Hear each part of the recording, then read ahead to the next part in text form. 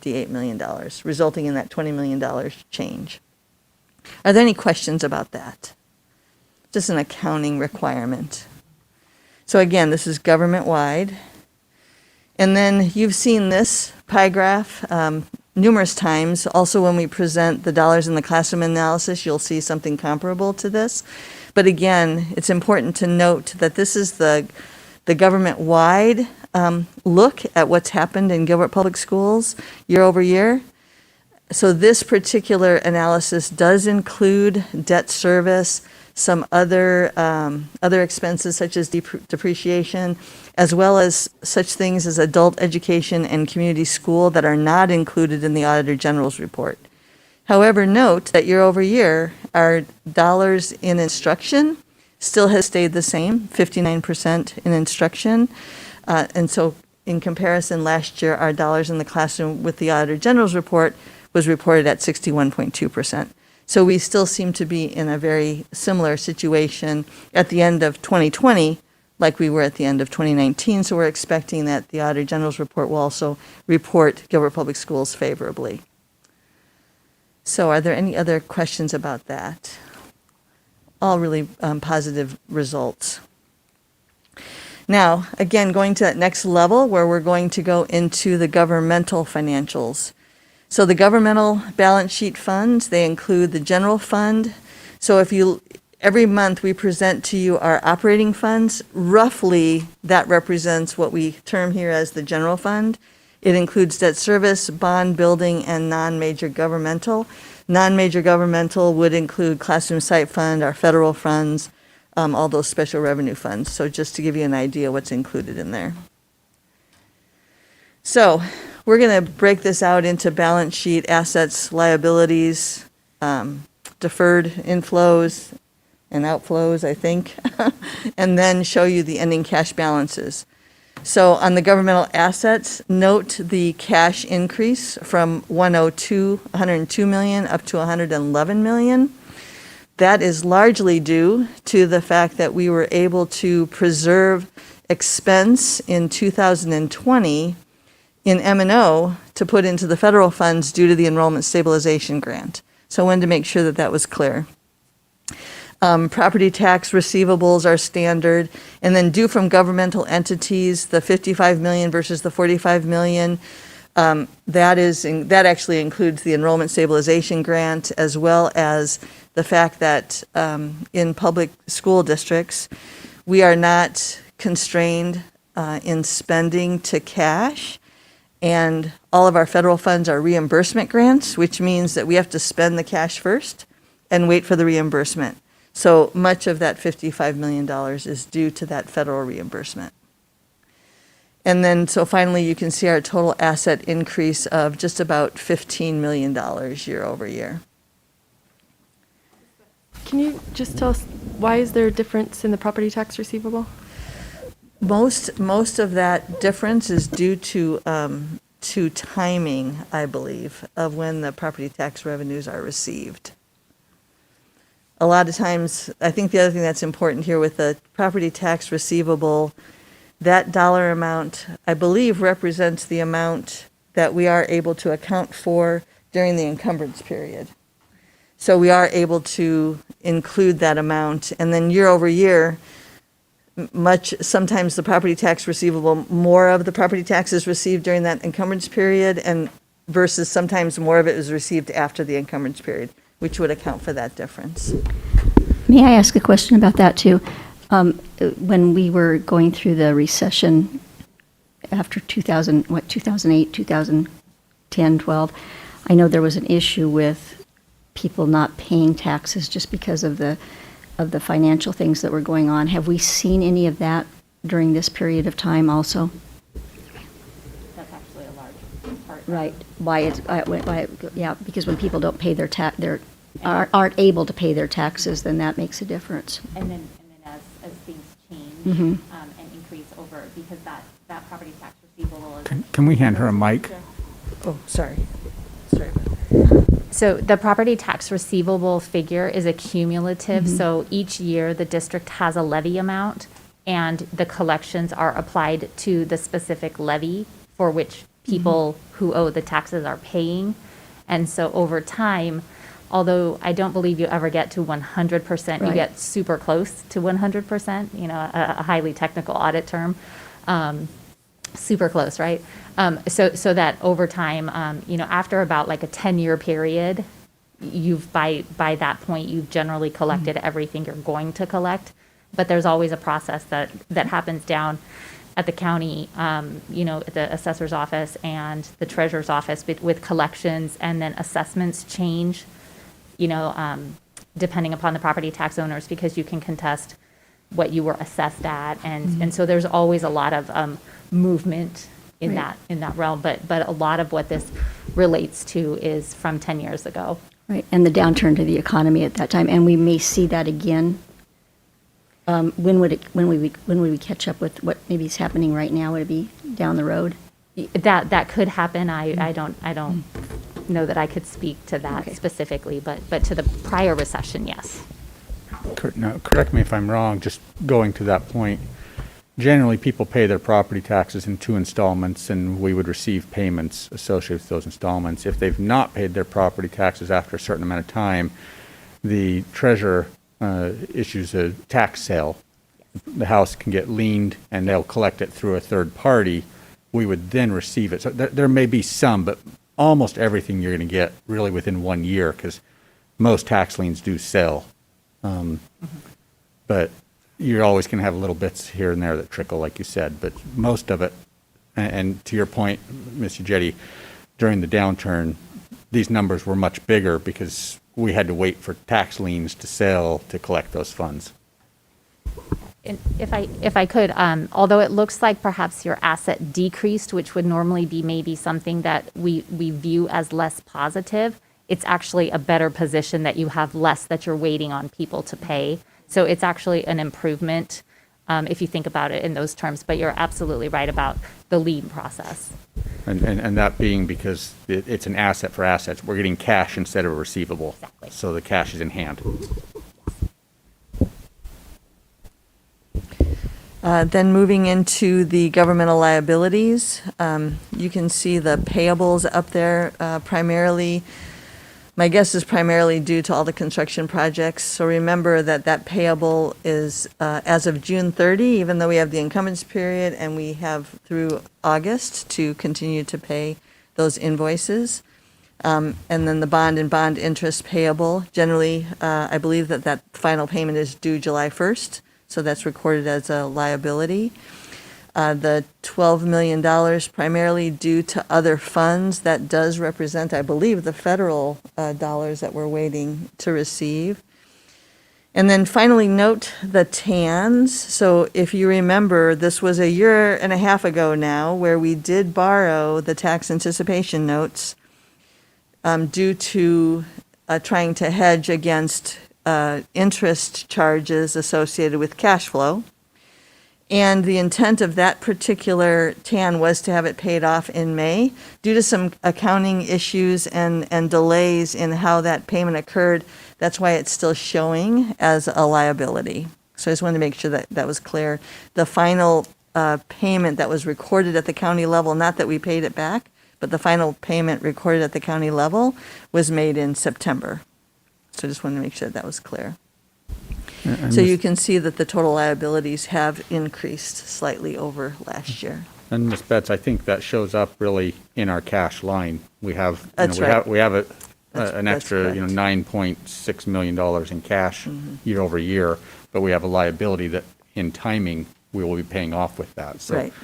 when you consider that, our cash position hasn't changed as much as, As it must- we'd always it might rather have indicate. cash in hand, but it really hasn't changed as much as it would otherwise indicate because of that liability.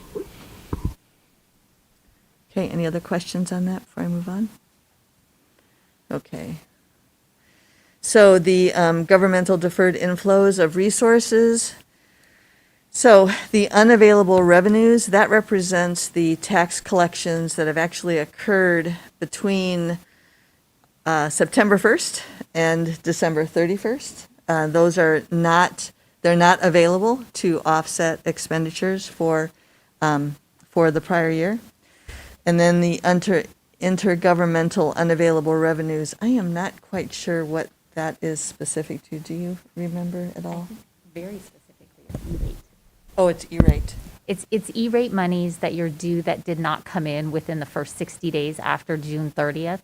So essentially, it's a receivable to you. It's reflected as a receivable, but and similar to the property taxes, you'll note that the decrease in property tax receivable is very consistent with the decrease in the unavailable revenues for property taxes. So they kind of work in tandem.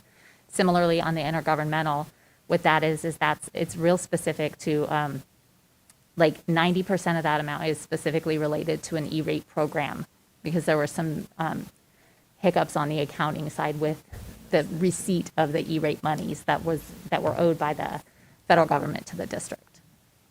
And those have since come in. Yes, they have. So, Okay, thank you. And then finally, governmental funds, the cash balances. So we talk about budget balance carry forward and budget balance, which represents what we are allowed to spend. And that's really related to maintenance and operations and unrestricted capital, not to governmental funds. So I wanted to make sure that you're aware this is all governmental funds, cash balances grouped together. So we do not have $112 million available to spend. So I just want that to be clear, but it does include, it includes all of the debt service fund, includes the maintenance operations fund. All those special revenue funds are all reflected here. So I wanted to make sure that everyone was aware of that. So that truly represents our total cash balance. But it's important that we have a cash balance just because of things that is. could go wrong in the future, correct? It also helps us to manage the property tax levy against our taxpayers, where if we don't incur interest charges, it actually minimizes how much we have to levy against our local taxpayers. I just wanted to add those student accounts that now they're asking us to put into this those are not under our control. Those are under the control of the students. That's correct. And they make those decisions. So that's, something. Part of we- that $112 million, Yeah. yeah. That's right. so. Okay, so other considerations. So revenue comparison, since we often talk about maintenance and operations and unrestricted capital, I thought it was important that we remind you now, coming down another level and getting to the details of maintenance and operations and unrestricted capital. We are grouping the two together, even though they are separately accounted for in two separate funds. We have control over how they're allocated between the two funds, but they're still levied the same, and they come in a group, whether it's state revenues or whether it's property tax revenues. It all comes really in one bucket, and we decide how they're distributed by our adopted budget between unrestricted capital and M&O. In addition, I wanted to share our compensated absences and then the details about the tax anticipation notes, which I shared a little bit. So this is revenues by source, M&O, and unrestricted capital. So you can see that our 2019 revenue was $225 million, and our fiscal year 2020 revenue was $242 million. That roughly $16 million increase was due to the governor's 20 by 20. Remember, this is a year and a half ago. So going into 2020, the governor did contribute a fair amount of increases to the base level amount to account for his commitment to achieve a 20% pay increase by 2020, in addition to the inflationary increase, as well as, if you recall, it was in 2020 that we anticipated a loss of 400 students, but we gained over 600 students. So that is also reflected here in our revenue over the prior year. Any questions on that? Okay.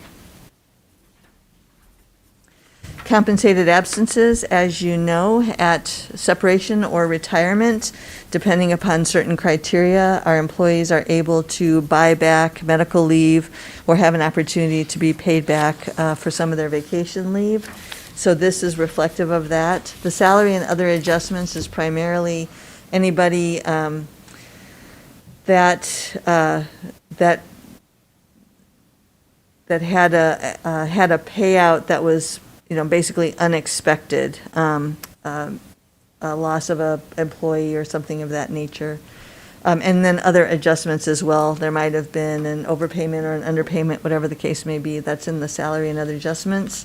The current year additions, those are the value of all of the compensated absences that were added to the rolls. So all of the earned medical leave or the earned vacation leave. And then the current year deletions are all of the medical leave or vacation leave that was actually used during the school year. So you can see that overall the balance increased by $9 million, and that is an ongoing liability for Gilbert Public Schools. Just wanted to make sure that was clear. It increased to 9 million, not by. I'm sorry, increased to, sorry. It increased by a little bit over $500,000, yes, sir, yep. And then finally, the short-term debt. This just shows that in 2019, we did borrow. You can see the issued of $22 million based upon our available cash in that year. We did redeem all the prior year, the 18 tax anticipation note amount, as well as the 19 tax anticipation note amount within the 2019 fiscal year, with an ending balance of 0. We did, and then you can see that based upon our analysis of cash needs going into the 2020 school year, we made the decision to borrow $10 million, again, significantly less than the $22 million, indicative of our increasing availability of cash in Gilbert Public Schools. Again, a positive situation for Gilbert Public Schools. And then you can see where there's still an ending balance of $10 million, but that has again since has since been taken off the books, so to speak, because it has been accounted for and paid off. So that is all that I have, unless you have any additional questions. I don't have a question, but I do have a comment to make, and that is that I know the legislature a few years ago passed a bill saying that we had to change auditors, and then they went back and revised it or whatever. And in a previous life that I had, I have to say that I think we are very, very fortunate to have Heinfield and Meach still. I've seen the quality work and the integrity, which to me is probably the most important aspect of all of this, is the integrity that I think your firm has. And even though you develop relationships with the districts, you also aren't afraid to call us out if we make a mistake. And I'm really, really pleased that we're still able to have a relationship with Heinfield and Meach. I just wanted to add a comment that I do appreciate the hard work, the audit, to show that we are, going by the procurement code and doing the things that are required to be transparent about our finances and to use taxpayer money wisely. And again, I think it's really good that we do have an audit firm that does such a great job. So thank you. And thank you to our financial team, because I know you all worked really hard in this very stressful year to make this come out. So thank you. Anything else, board members? Could just a Go quick ahead, couple Lynn. questions. So the town notes, even though we didn't pay them off till September, was there any extra costs associated with that? There should not have been, because from the investor standpoint, it was paid back. It was an Okay. accounting situation that occurred. We purposely wanted to have it set up to be paid back in May to avoid any additional interest charges. So it was paid, we just didn't account for it. The accounting was delayed. The accounting at the county was Oh, it was at the county, delayed. okay. Yeah, it was okay, at the great. county. Okay, great. Right. So it's not like we need to change something to make that happen better in a way. We can't, because it's at the county. Right. Okay. And then also just wanted to thank you for the timeliness. I know that this is a little bit later than we'd hoped, right? But that's because of all the different, we were waiting on the grants, we were waiting on different things to just make sure how we were going to account for it. So I appreciate that we get it done on time and that the audit comes in and works, and we all work really hard to do all that we can to meet the obligations that we have. So when will we turn this in then? So it has been It's been turned turned in. in. So we are not late. Great. We, if you recall, we did do a revised annual financial report, which is something that Jennifer's talking about a little bit, with having to redo some things because we decided to revise our annual financial report, which caused, normally we shoot for a completion at the end of December. That way we can meet the obligations of the ASBO Certificate of Excellence as well as the GFOA. Those are due December 31st. We were successful, though, at getting an extension through the end of January, so we've met that. The most important thing is that we were required to have the CAFR completed so that we can fulfill our obligations under the continuing disclosure associated with our bond indebtedness. Okay. So that was due yesterday by close of business, and all of the reports were filed, and the disclosure was completed on Friday. Great. Thank you. Anything else? I've made most of my comments as we went, but just again, I want to say thank you to everyone.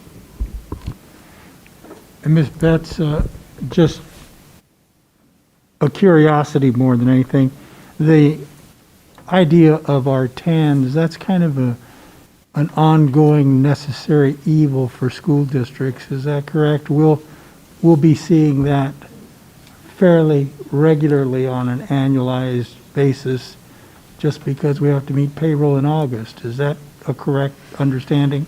And it's, we did not have to borrow in the current year, so we did not borrow any tax anticipation notes for 2021 because our cash position was much better than it had been in the past. So it depends. Each year we go through an analysis to determine that. But yes, the answer is yes. And it's further exacerbated by the fact that the state of Arizona holds back almost $38 million of state aid until like the 8th or 9th of July. That's supposed to be received by the end of June. And so that further puts pressure on the cash flow analysis for school districts here in Arizona. Yeah, I just really wanted to make that clear because we'll see that often, and it oftentimes has nothing to do with our accounting or finance procedures. It's simply how the calendar falls and what your budget balances happen to be from year to year. That's correct. And I too will echo the same sentiment that's been echoed here to you and to the entire finance team. You have brought us miles, and we appreciate that. Anything else? No? Nope. Thank We'll you, guys. conclude I this appreciate portion. it. Thank you. We'll move to item 2.02, school calendars. Dr. McCord, anything you want to say by introduction? Yes, I'd like to bring up next Executive Director of Elementary and calendar enthusiast extraordinaire, Mr. Jason Martin. He'll present to you tonight some findings of survey results related to options for calendars 2022-23 and 2023-24. So I'll turn it over to Mr. Martin. Thank you, sir. Thank you, Dr. McCord, Dr. Santa Cruz, Governing Board, colleagues and community members. It's great to be back. Hard to believe that 2 months ago at the December 1st work study, we went over different drafts of calendar options for the 2022-23 and 23-24 school years. And after that work study, we told you that we would be conducting a survey with both parents and staff. And so tonight I'm here to go over those results with you. First of all, I want to thank Dawn and our communications and marketing department because she's the one that took the lead in getting this survey out to our staff and community. And you can see here between December 8th and the 16th is when everybody had the opportunity to weigh in on their option. If you look here too at the survey results too, if you just look at, we have a little bit of information from 2 years ago when there was the 2018 survey to the 2020 survey, and you can see there are more respondents from both the parents and the staff that responded this year in 2020. Was it single response? Yes. It was. Because we made a big deal about that last time, Right. and I didn't, Yep. I didn't see anything on here where we had to for sure fill out our own email and make it a single response. I'd have to Is find out from Dawn? Dawn, but Yeah. she's not here tonight. Oh, she's not, okay. So, I'm just interested sure, because, we can find that out for sure. The details on that. I did highlight then for you in the 2018 and the 2020 responses in yellow what was the majority. And you'll notice that on the parent survey, of course, 2 years ago on the 1-2-1 calendar option, there was 52% of the respondents in favor of that. And this year, that switched then to the 2-2-2 option with just over half, 50.5%. So talk about squeaking it out. It basically moved, if you look, from 48% to 50.5%. And then similarly on the staff responses, 2 years ago, they were already at 63% for the 2-2-2 option, and this year they were 65%. So both of these groups moved 2 to 2.5% more in favor of the 2-2-2 calendar option.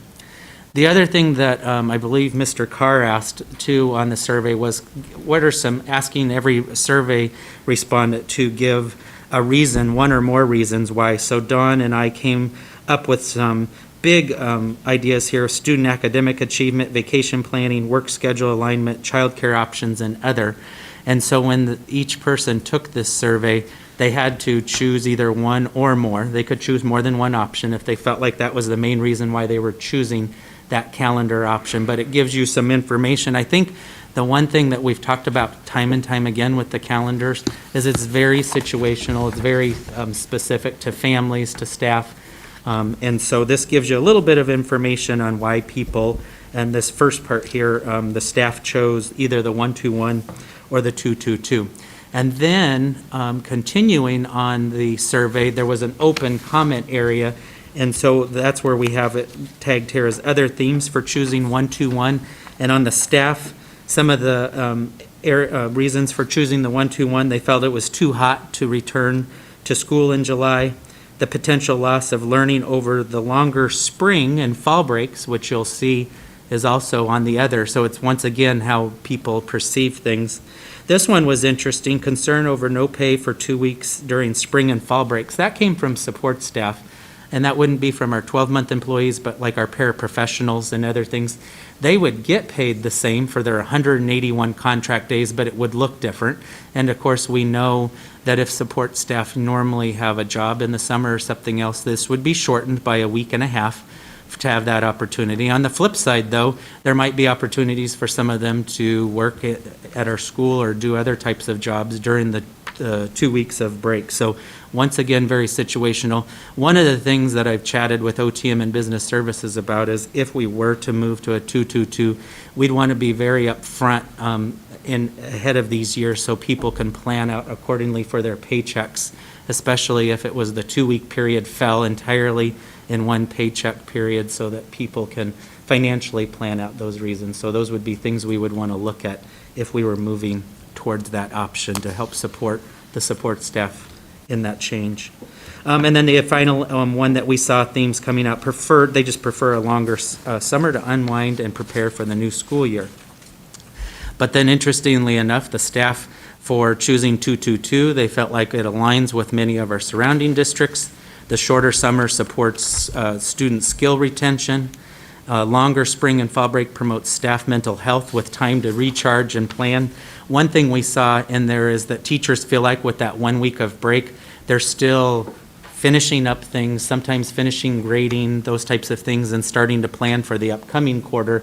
And so some of the comments were they felt like they could do that in 1 week, and yet with a 2-2-2 still have a vacation or a week off. And so that was one of the reasons that we saw anecdotally come out in the comments for the 2-2-2. And then preferring just a shorter summer break overall. Same questions were asked of the parent survey, so you can see there we gave them the same categories. So it's interesting too, you can compare if the categories are similar, how they answered with 1-2-1 and 2-2-2. And then once again, the other themes for choosing in July, very similar to the reasons why the staff chose their 1-2-1 or 2-2-2. One of them, of course, with the 1-2-1, don't change, stay with what everybody is already used to, because of course we are currently a 1-2-1 district. And then the potential disruption to learning and routine with 3 2-week breaks during the school year. There were some parents that felt like that 2-week break sometimes makes for a harder time to get back into the swing of things. But then once again, with the 2-2-2, we see how we align with surrounding districts, and then shorter summer supports student skill retention and learning loss, and prefer a shorter summer break. So you can see everybody looks at it in a different way. But those were the results that were gathered by over 9,000 parents responded, almost 10,000, and for the staff, there was almost 3,000 staff that responded to this survey. So, Questions? Mr. Martin, I do have a couple questions. If we chose the 2-2-2 calendar, what happens with high school sports and activities during those breaks? You know, football, basketball, soccer, question. those are pretty Those are set by intensive. the AIA, and so those things would continue, just like right now with the 1 week of fall break and spring break. I know those seasons go, just because too, right now, sometimes even, for example, Mesa and Gilbert are both on a 1-2-1, but our week of fall break and spring break are not always the same week. And they would practice and play games. But again, just like they are now with our breaks, so. Yeah, it's just harder if you had teenagers to plan a vacation if they're going to be playing sports. So that's Right. one of the things in considering changing. The other question I had was changing to the 2-2-2.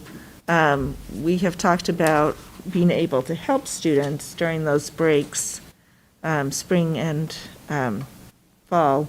What would that look like, or what do we anticipate in being able to help, or if some students are a little behind, moving them along so that they're not getting further behind?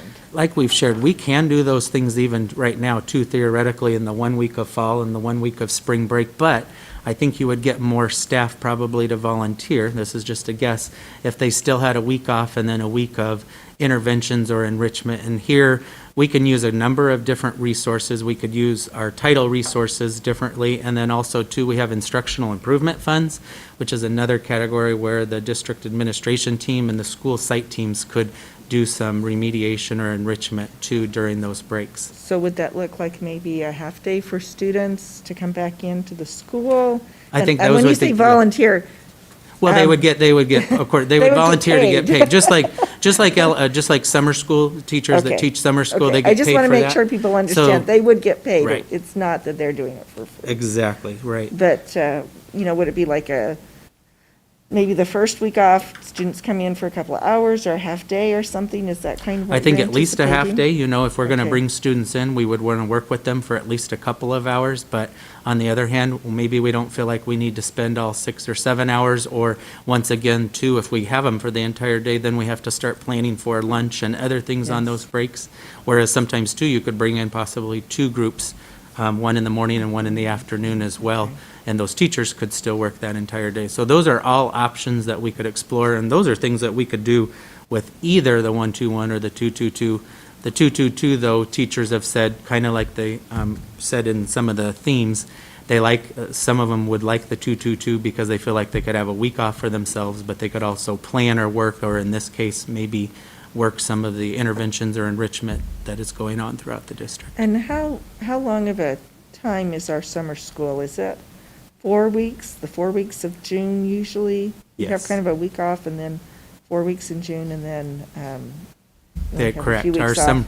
Our summer schools are usually 4 weeks. This year, they're going to be July 7th through June 7th through July 2nd, so that we get off just before Memorial Day. This year, Memorial Day is May 31st, so there's about a week off, and then they're here for 4 weeks. Some of them are a Monday through Thursday program, some of them are a Monday through Friday program, depending upon the level, and then they have basically that month currently of July off before we start back in early August. Okay, all right, thank you. My questions are, what would be are there any financial costs that are different in either of them? And then, how do we make sure that the learning experience, whichever way we go, is the best for our students? Like that we're maximizing the time that we have in classroom every day, that we're really focused. I feel like I know partly it's been just this year, has been the last year, but I feel like I want to get back to asking that everything that we do is, how is this impacting our students' learning every single day? And I can see people think that it affects the student academic achievement, so I'd be interested to actually see the numbers on that as we go. Also, if we start on a Monday, are we going to expect that week actually we start school and get into some of the work, or do we think that first week will be kind of a get-to-know-you week, kind of like, it feels like that's what we do this right now with starting on a Wednesday or Thursday is kind of a little bit of a, Well, I think because historically, the last several years, we've started on our Wednesday, Thursday, we've done that. But I also know there were years when I was a principal or a teacher in Gilbert where we started on a Monday, and I know by that third or fourth day, teachers were ramping up. I know at the elementary level, I can speak for myself, things used to be grouped the way the reading program was a Monday through Friday program. That is no longer the case. We used to have spelling tests that were Monday through Friday. That is no longer the case. So things are done a little bit differently. So starting on a Thursday, in my mind, is not as worrisome because they know they have 180 instructional days. And one of the things with our scope and sequence documents that our teaching and learning department does very well is each year they help block out approximately how many days each standard or skill should be taught and what's the time frame as well. Okay. And then I guess I also just want to point out that if we start, so it'd only be about a week and a half earlier that we're starting, but we would need to do meet the teacher night. It's really 2 weeks ahead of time that families would need to be back and teachers because 2 or 2.5 weeks because we do open houses, we do meet the teachers. I mean, it's Right. just It's about a week and a half to 2 weeks ahead of time. So for example, right now, when we start on a 1-2-1 on a Wednesday night, technically at the elementary level, meet the teacher is on Monday. In this case, when you start on a Monday, it's usually on that Wednesday or Thursday night that is the previous week right. as So well. I'm just saying it's a little bit earlier than even this. what the Everything calendar gets starts. bumped up with that. Yeah. So tell me financial costs, what have been the analysis and what would you say?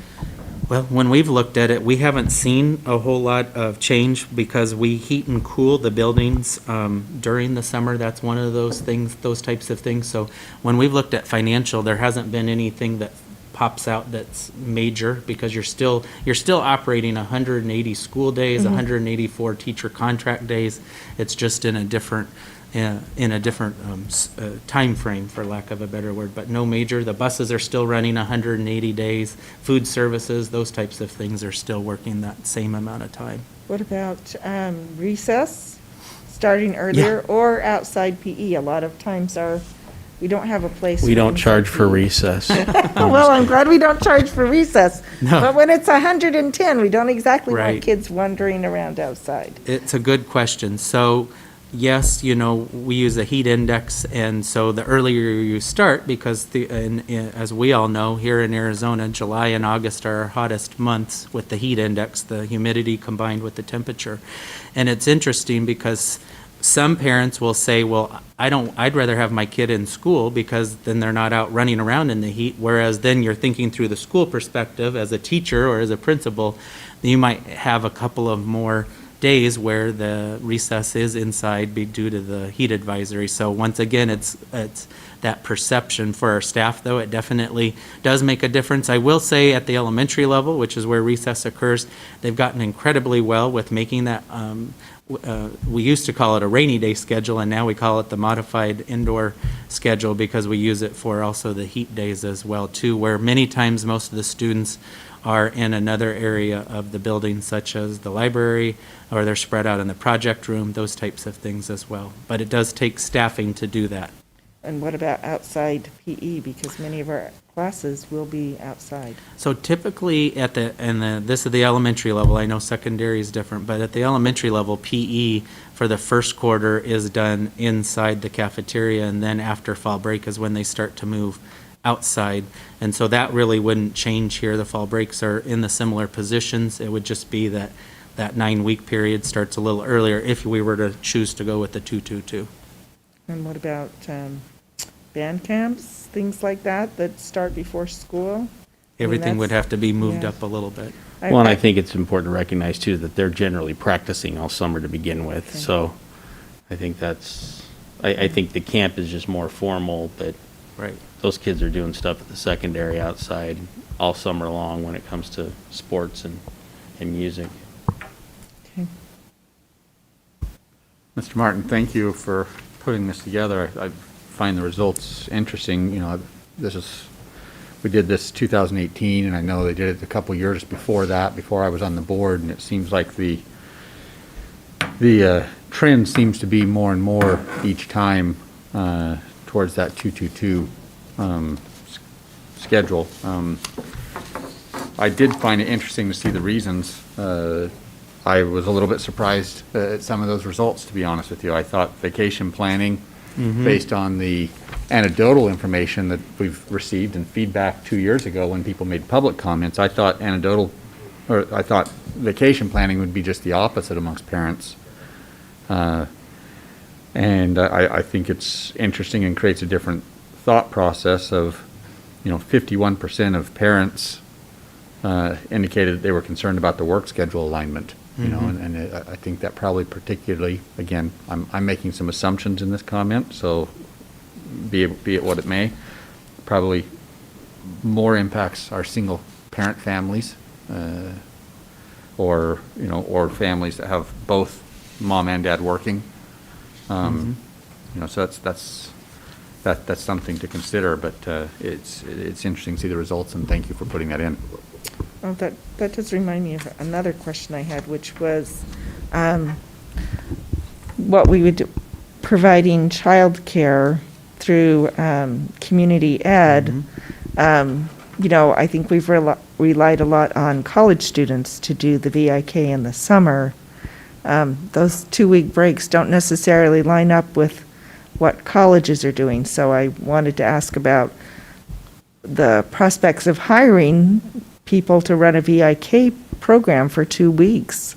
That could be a little problematic. Wouldn't you probably have staff that'd be willing to do that, like instructional assistants? I would imagine there'd be a high number of people that would maybe want to.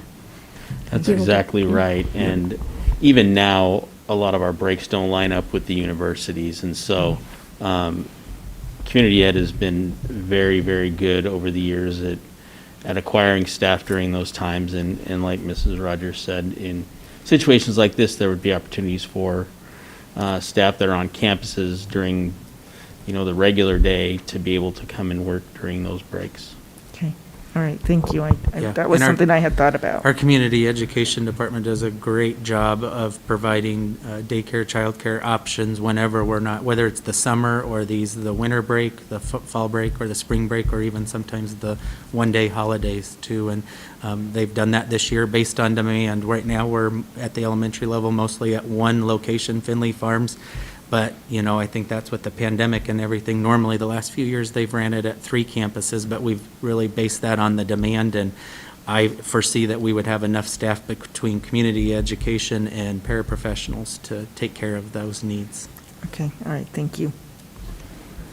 Have any of our neighboring districts that have used this 222 schedule seen any reductions or improvements in the ability to perform capital improvements, things like that? I mean, I know we use that spring break and fall break to do some really quick projects on campuses, but 2 weeks can be considerably more than 1 week, and you can hit some different projects. Right. I've talked to Albert Dutchover just about the 222, and he hasn't expressed too much of a concern with the week and a half or 2 weeks less. And he has said that potentially some of those smaller projects where you only need a week or so, they would be able to do some of those sometimes during the fall or the spring breaks contractors. And he said the one thing we run into in the summer right now is, of course, every school district is out, so the contractors are really busy. So for some of these more minor projects that could be done, they could utilize them in the fall and spring break. When I haven't talked to all the districts, but I've talked to Queen Creek quite a bit about it because they've been on it one of the longest, and they haven't, I think it's become part of their culture, so they don't even realize what the 2-2-2 versus 1-2-1 is, because their culture has been 2-2-2 for so long. So they get their projects done throughout the summer and the breaks as well, too. And Higley's so new, this is just its first or second year on it, too. So they're just starting to go through those changes. But when I've talked to them, they haven't expressed any major concerns or anything.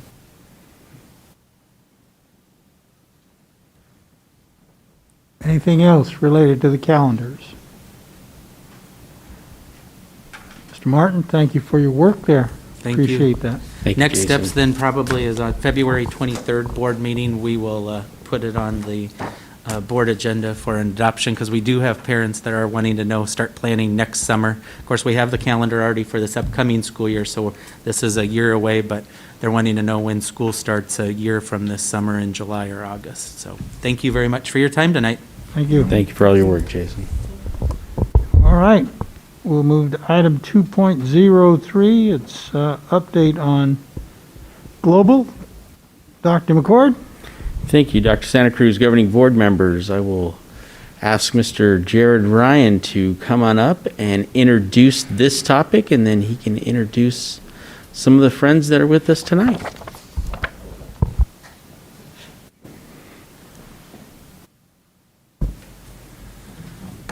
Good evening, Dr. McCord, Dr. Santa Cruz, Governing Board. Thank you so much for the opportunity to be here this evening. I personally am very excited about this opportunity for some of the fine folks here who have joined us to be able to share with you kind of the path that Global Academy has been on, not only throughout this school year, but prior years. Peter has been invaluable in his leadership of all of us and teaching us throughout the year as we've worked to support him and what had been a relatively small program for a number of years, which, because of circumstances outside of our control, provided a unique opportunity. Two things I'd like to share before I turn it over to the team that's here tonight is, one, kind of what I was just referring to, this unique opportunity that presented itself. The one thing I want to say about the team that's going to present, they have viewed this since the moment I stepped foot at Global Academy and met the group, and listened and heard from them and watched them work, that this isn't something they ever viewed as a patch or a get through a period of time, but rather this is something that is a unique opportunity to provide to our entire community, and with excellence in mind. And while not every turn has been, necessarily without its bumps, they have absolutely called the challenge and stepped up in the time of need and done amazing work. And the second piece of what I want to share is that as a longtime school administrator and somebody who has taught in Gilbert schools and been a principal of multiple schools in Gilbert schools, brick and mortar campuses, I fought the fight of brick and mortar is where it's at. I fought the fight of you need to be on campus to receive a great education. And fundamentally, you talked to me 4 months ago, 5 months ago, I would have told you the exact same thing. What I've learned in my time at Global Academy and what I've learned in my time working with the leaders you're going to hear from right now is that there are students in our community, there are teachers in our community, and there are leaders in our community that excel in this environment.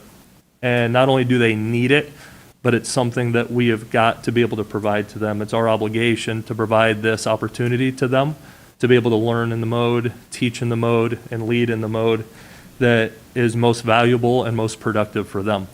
And it's been eye-opening for me to be part of it. And a few months ago when I was asked to provide a little bit of support to the campus, I don't think I had any clue what I was going to experience. And so without saying any more, I want to turn it over to Peter, Amber, and Michelle, who have been a trio of leaders amongst the pack, have been there.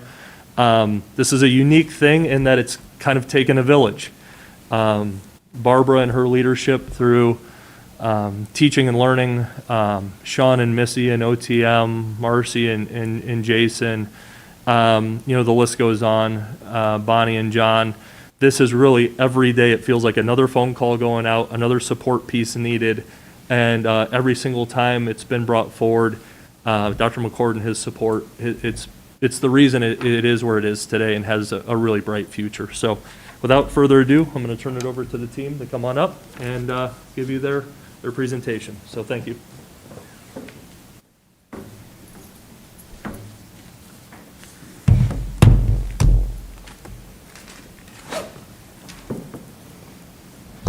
Dr. McCord, Dr. Sennett, board members. Microphone. There you go. All of our work this year has been focused on this goal. GPS Global Academy will provide a high-quality, personalized, and flexible learning opportunity for all kindergarten through 12th grade students. To illustrate this goal in action, I want to read to you part of a letter that was sent to our junior high teachers from a student from Global Academy. I would like to just thank you for caring and being there for me through these tough times everyone is experiencing. You were so great to me and my peers even through COVID-19. It has been hectic and has caused deep trauma for everyone, including yourselves. Still, you guys put on a brave face so you could teach us what we need to know so we can be successful in life, and I want you to know that we are all deeply appreciate you guys.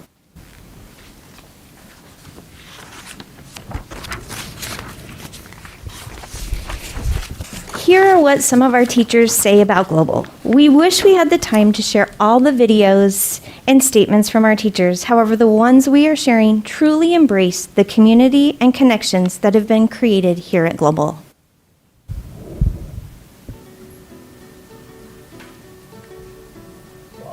I enjoy the challenge of creating materials and lessons that will both engage and set the foundation for some of our youngest learners. Each day, my students use whiteboards, manipulatives, songs, technology, and a variety of other tools to help learn their academic goals. I also get to come alongside families and help them think of strategies and solutions when working with their students at home. I'm thankful for the opportunity that Global has provided for me and others like me. Thank you. My relationships with my students and my families are just as deep, if not more, than they were in brick and mortar. And I'm working with colleagues that surpass any unit or team I've ever been a part of. This has been nothing but a valuable, rewarding, positive experience. I couldn't be happier. And as some know, I have been running around saying, I'm having the time of my life. I love being able to videotape my lessons so my kids can replay it until they understand it. It's been a great year so far. There are so many positive aspects about teaching for Global. One thing that has always been extremely important to me is to have the ability to connect with each and every student. I used to have the mindset that in order to do this, or the best way to do this, was to be in person. However, I was wrong. In all actuality, I believe that building connections with students and their families is greater through online learning. I've also really been able to develop the relationships between my students and myself, and the relationships between my students and their peers. I really enjoy working for Global Academy. I have to say the best part about being a teacher here at Global Academy is the opportunity to rise to the call of duty. It's been truly inspiring to be a part of it and see what we can do as an organization to offer quality outcomes to our community. And having colleagues and administrators all who share that common goal of wanting to rise to that challenge, it's truly inspiring. I'd say the most exciting part about this job is the future, is what Gilbert Global Academy could be years to come. Our teachers have really taken the bull by the horns when it comes to online learning, and to say it's been a challenge is really an understatement. We've heard stories of, especially at the beginning of this journey, of teachers really just working very long hours, learning a whole lot of things about their students that they didn't know before, and really persevering to build something great. And I can say we are really proud of all of our teachers and the work that they've put in, and kind of the path that they've set forward for us. I'd like to start first by going to the next slide. I'd like to start with just a little picture of our history. Looking back over the past 4 years, Global was, as Mr. Ryan said, a very small operation. We had at any given time about 125 full-time students and a cadre of about 15 part-time teachers who were working our asynchronous classes on top of their day jobs. And you know, they were a small but mighty group and served a whole heck of a lot of students. With the graph that you see here, the bottom line shows you our average full-time group of students, and then the top line shows the total number of students. So you can see for all of our existence, our part-time kids have made up a big component of our population. And as you can see, over the first few years, 2017 through 2019, our school population grew, but nothing compared to what you see that happened over the summer and going into this year. We peaked at over 9,000 students, a combination of full-time and part-time students, and you know, we had to build staff really fast. And we learned a lot of things that we needed to build and improve, and we'll share some of those shortly. Currently, we're at 4,300 students, full-time students as of yesterday, and about 2,000 more part-time students who are with us. So still have a lot of kids, still have a great opportunity, and we're still moving forward. I do also just want to mention that Global has brought in some out-of-district students as well. I ran a report this morning and found that right now we have about 156 students who chose Global as their first GPS school. And we've seen students come in from all other districts, but quite a few this summer came from Queen Creek. We saw some from the legacy traditional schools that are in our area. So, you know, we're starting to see some students pick Global out of the pack. So not only have we had a student change, but we're fortunate to also have a location change. As you know, we used to be housed out in the portables at Mesquite High, and while they were a lovely place, we're super fortunate to be now at the former GCA site. And I just wanted to show you the transformation that's been done over there.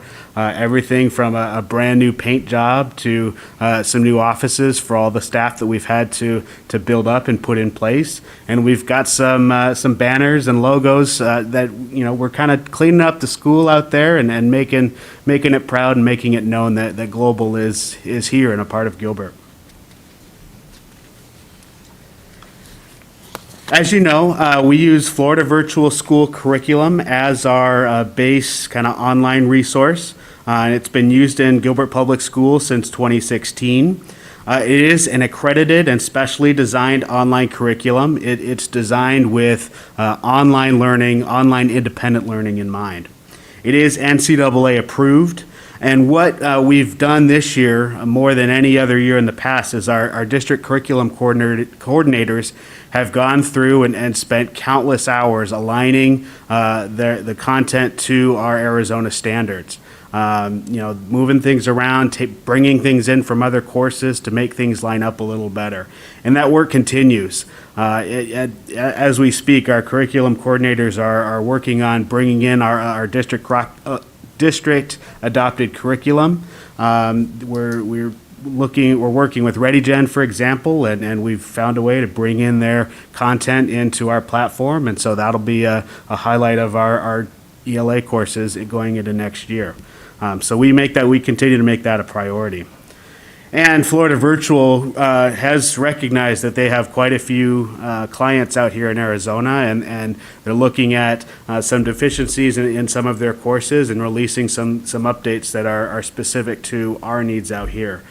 We, for example, just recently got a chemistry course that fits better what we need, as well as some social studies courses, which for a long time have not been up to snuff in terms of what we've needed.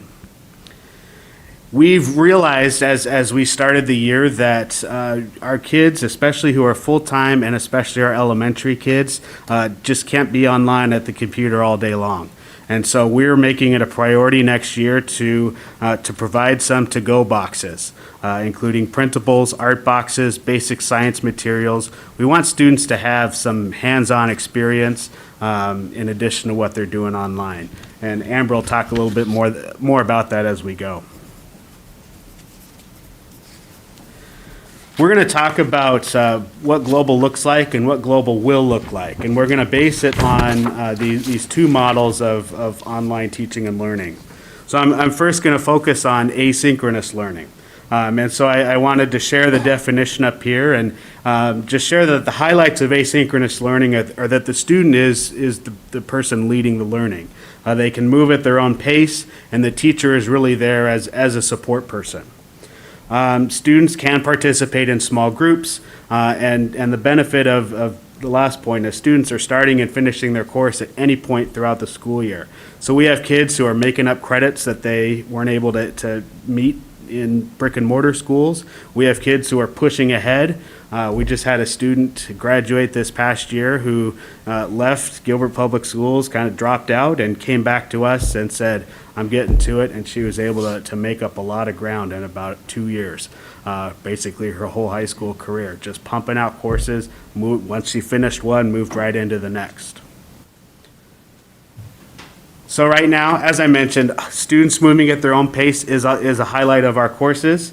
We have moved to a procedure of controlling class sizes just in the past month or so, with the idea that we need to make sure that we're not just piling students into our classes, especially at the asynchronous level, because students are going to get lost. And so we're really prioritizing making sure that teachers have a consistent class size. And as we move into next year, we're going to push even more that teachers are really responsible for their students, that they are engaging with them, that they're meeting with them, similar to how a teacher and a classroom, that relationship would be. Right now, we have 207 asynchronous class offerings. We have honors classes, credit recovery, and this year we have a couple AP classes that are asynchronous. We have, so far, this semester, we have 9,991 student enrollments compared to 2,000 last year. And what we've done with our synchronous staffing, as we've seen that there's, based on student demand, we've seen that some classes for synchronous are more or less popular than others. We've been able to shift some of our full-time global teachers into asynchronous classes. And when we've been able to do that, we see that those relationships that those teachers talk about still carry over. So, we think that that's an important piece to consider as we go forward. In addition, we partner with Performance Academy over at Mesquite L, Canyon Valley School, and all of our conventional high school Center for Success classrooms. And so that support includes everything from answering phone calls and emails about grades to helping with buzz support and getting those teachers trained in what they need to do. And so in addition to all that first chart I showed you, we have 1,600 more enrollments at the high schools that we support. So we're quite busy right now, but it's a good thing. On the other side is the synchronous model. So that this model is teacher-led, leads the learning. All students move together. The teacher delivers the scheduled live lessons. Students participate in small group, and the course length is fixed based on the district calendar. So if we look at elementary model is the synchronous model. We've changed quite a bit since the beginning of the year, and currently we are offering live lessons daily for our students. So they receive in the primary grades the foundations instruction every day, and that is an adopted Gilbert curriculum. ELA and math are also taught daily. And then we also provide in the primary grades small group interaction so that those kids that need additional support, they have that. We also have assembled a reading team. So we have an instructional coach and we have reading specialists that provide additional support as needed. In the intermediate grades, then they have focused learning groups so that they can come together and work on a specific skill or if they're struggling in a particular area. Based on parent comments from the beginning of the year, we've also implemented Writers' Workshop every week. We also have Science and Social Studies was asynchronous, where now we're offering at least one lesson a week of synchronous so that they get that opportunity to be with the teacher and get some feedback. We do offer one-on-one support if students need them so that they can meet with teachers or our reading team. We also have 6 traditional classrooms, K through 6. We offer asynchronous art every week, and then the synchronous PE and music, and they also plan special events that our families attend. We do vary the live lessons so that we can accommodate parent schedules because we know a lot of them work and they need that opportunity to have a little bit of flexibility. So we take that into account. And all of our live lessons are focused on Arizona priority standards and really student engagement and academic conversations. We don't want this to be any different than what they would experience in a brick and mortar. We are also offering professional development to our teachers just to build their capacity so that this virtual learning, that they're able to implement best practices. We do use and participate in the district benchmark, and we've been using that data and analyzing it to make instructional decisions moving forward. On this slide, these are a few examples of what you could experience in a primary classroom. So on the top left-hand corner, there are, this is a book in a bag. So third graders are reading books, and then they are presenting them to their peers. And so working on that oral presentation skills, and it's giving the teacher a lot of opportunity to assess our students and gain more insight. To the top right-hand corner is a kindergarten, and it's just showing, once again, our foundations. How do we really begin to help them with those foundational skills, but also give them word sorts and some of that higher level thinking. And then on our bottom left-hand corner is one of our students actually presenting and sharing with her classmates. And then we have some interactive games, and this gives the opportunity for students to interact with each other to build community, but also to work independently at home to practice those skills as well.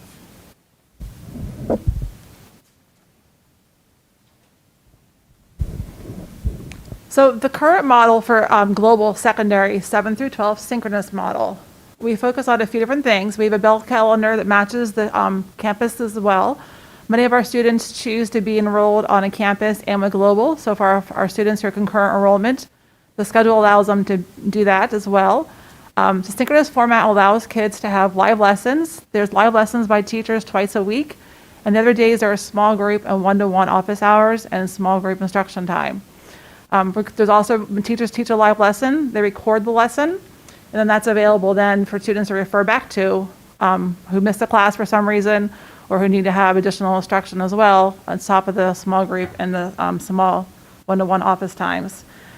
Teachers also use their PLC times to plan what they're going to be teaching. So our curriculum is very consistent to on campus with PLCs working together and planning their curriculum. Class offerings are pretty much the same as they are on a campus.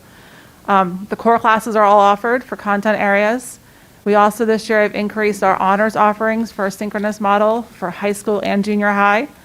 And then there's also the currently 20 AP courses being offered, which 310 kids are enrolled in. And then we've also added synchronous electives, which is brand new for global as well, secondary. We have a child development toy box class being offered, and the world languages of Spanish and American Sign Language are live lessons. We have an art program that has been designed for our self-contained special education classes. And then logic, creative writing, and psychology are also offered as electives for our kids who attend Gilbert Classical Academy. The one thing that we want to focus on this year, we've seen, aside from the academic part of it, has also been students this year, regardless of their background, their skill level, the skills we're seeing kids acquire, what they can acquire by doing online learning is quite impressive. From presentation skills to workplace skills to time management. It's just been a different set of skills I think they get from doing the online model that you don't see on a brick and mortar campus. So we also have found success in students that have been very varied on varied levels of students. So students have been very successful on campus that I think in the past they thought wouldn't have been on an online model for various reasons. So kids often struggle, you'll see, do well on the online model. And this slide is just, in other words, a sample of just some things teachers sent in for work samples of things they've been doing in classrooms. I will say as an administrator doing evaluations, one of the biggest joys I get in my day is getting an hour to go into a classroom. What you see online, it's so hard to explain with visuals and pictures and a video. But the students are interacting, there's discussion, there's hands-on learning, there's small groups breakouts. So some of those are just some small samples. They're showing, like, there's a Jamboard activity students did to answer a question a teacher asked about a video they watched. The bottom one in the middle is showing just student choice. There's an activity the kids had to do, a project they had to create, and it's providing choices to students. The bottom left is a science physics experiment or physics class for 7th grade science. Students had to choose one of the 3 Newton laws and make a video and demonstrating what the Newton law was, describing it.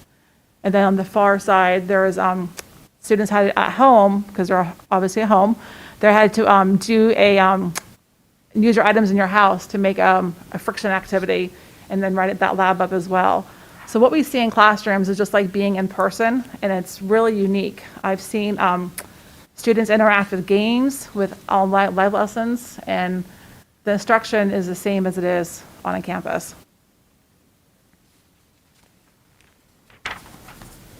Continuing with that, in special education, the continuum of services is just like it is on a campus. K through 12th grade for special education, there's resource available at Global. There's co-teaching in the 7th through 12th grade. There are self-contained levels of classes servicing the B and C level students. There are related services for speech, OT, and then also paraprofessional supports available too from various grades and for academic and behavioral supports as well. Very similar to on a campus. Okay, so the next 2 slides are going to be about things that we recognize as areas of growth at Global from the time we all started there to where we are right now today. So some of the things we're focusing on in areas of growth have been attendance. So we have established processes for monitoring and communicating our procedures. So we communicate our attendance procedures to students and to teachers and to parents upon enrolling. When we also follow up with weekly communication to parents and students about their current enrollment and their attendance on site for in-person and for asynchronous as well. Accessibility and communication. We also, as you guys know, we started off with, I think, us in the office and our support staff behind us right now, our other colleagues. And we've since then added a receptionist, office manager, a registrar, and some clerks to help also. So we're slowly improving our communication with parents and with teachers and with community members. Our class sizes, we have established kind of a cap system or a program to talk about class sizes being manageable, and then develop the wait list for students who want to enroll at Global, either an asynchronous class to protect those numbers, and then for enrollment from general ed and special education as well. In the course availability, with the waitlist system, we're able to deploy teachers based on our staffing numbers, so where needs are needed based on the waitlist numbers we have. So with the asynchronous format, our waitlist has when a student finishes a class, because they can finish at any time, when they finish, the next student gets that spot immediately. So we've seen a lot of turnaround in our asynchronous classes with numbers of kids getting back into a class when another kid finishes.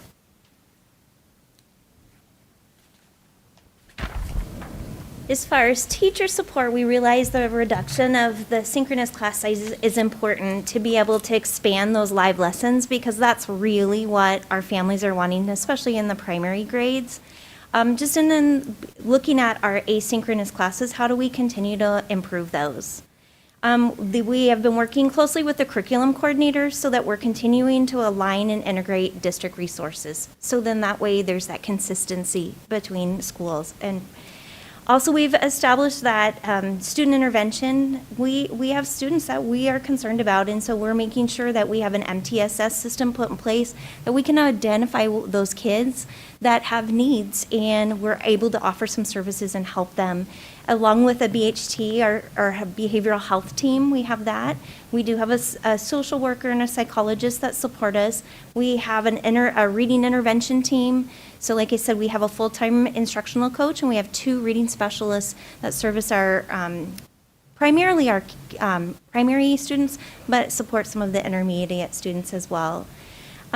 We also have begun a goal-setting procedure for those students that get off track, whether it's attendance or completing work, that we're meeting with families to really get them back on track and set some goals for them so that they can be successful. And then curriculum resources, at the beginning of the year, we did distribute foundations materials for our students. Notebooks, we had math whiteboards and workbooks for our traditional program.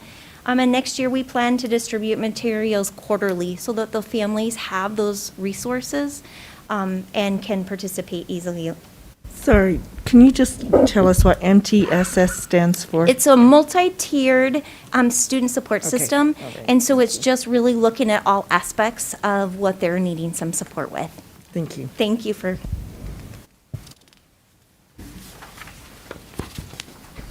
So what's next? I told my staff at the very beginning of the year that my expectation and all of our expectation is to be the best online school in Arizona, and I really mean it. I think we're well on our way, and we've learned a lot, and we have some plans that we're looking at going into next year. So again, we'll talk about our three models. The first is our 2021 vision of asynchronous classes, and you'll see that two of these items remain, and we're holding these central. And the first being that we still want students to be able to move through their courses at their pace. We think that's a reason why many students choose asynchronous classes. We have students who come to us with a variety of situations, and this really fits that flexible aspect that our online school provides. Again, we and this has been a theme throughout this, right? We want to control our class sizes. Not that we don't want to bring in as many students as possible, but we really want to do that while ensuring that our teachers are able to manage the class load and able to provide a consistent level of service to all of their students. We are planning and hoping that we will be able to have full-time teachers teach our asynchronous classes, while our part-time teachers who worked on the side have done an amazing job. We haven't been able to expect them to have those really strong relationships with kids, to be in touch with them regularly, to be able to hold kids accountable and to provide a high level of instruction. So while we may still use some of them, we really would like to have our asynchronous classes be taught by a core of full-time teachers. And then, like I said, they'll have student and parent meetings. They'll be expected to hold live and recorded lessons, maybe on essential topics that will apply to students no matter where they are in the course. To hold student success conferences. That's research says that's a big component of successful online learning, is you have somebody who's checking in with you, who's really diagnosing your strengths and weaknesses and setting goals on how to be more successful. And we'd love to take advantage of our campus, our beautiful campus. We'd love to have times and places for students to come in and get in-person tutoring, to get a really cool science experiment, or to do a field trip together in person. I don't believe that online should be purely online. I think we should take advantage of in-person opportunities for those who can make it and when we can. And lastly, we want to continue, as Amber mentioned, we want to continue to build our intervention program. We know and we've seen that it's possible for kids to fall through the cracks when they're in this self-paced program, right? And so we're continuing to think of ways to make that not happen. If a child is online and is struggling, whom should the parent contact? What is the best way to get a hold of someone when they're having challenges? We have them start with the teacher and to have those Okay. conversations, and then the teacher will reach out to us, and it will depend. If that is, a behavioral health concern, then we'll reach out to our social workers. If it is more of, it's compliance or attendance, we'll reach out to our attendance specialist. So being able to have that team in place so that we know where to filter those kids to receive the best service and the best support that they need. And just the communication among all of those people are key to helping our kids move forward. And if they don't get an answer back from the teacher, what should they do? Majority of our elementary students are meeting with teachers daily, so they're having that check-in with them. If it's not, then we're following up either as our front office staff or one of the administrators are following up with our families through a phone call. If we don't reach them there, then we're going through providing emails. Okay, thank you. So looking at our vision for elementary, we want to build on what we currently have. Really be able to articulate what is our standard level of service? What does that look like at Global so families truly understand when they sign up and they're coming to Global or choosing Global, they know what that means. We want to expand on our district adopted curriculum in those live sessions so that it is reflective of what the brick and mortar is doing as well. Explore possibilities of adding electives because we want to do something that's a little bit different than a campus offering. Be able to assemble and provide educational toolkits so that our students, one of the things as we hear from a lot of our families is printing of materials and you know, that's been hard. And so for us to be able to provide these toolkits where kids can have the materials at home, that will make a difference. Build flexibility into our schedules. Even though we have done that, we'd like to expand on that.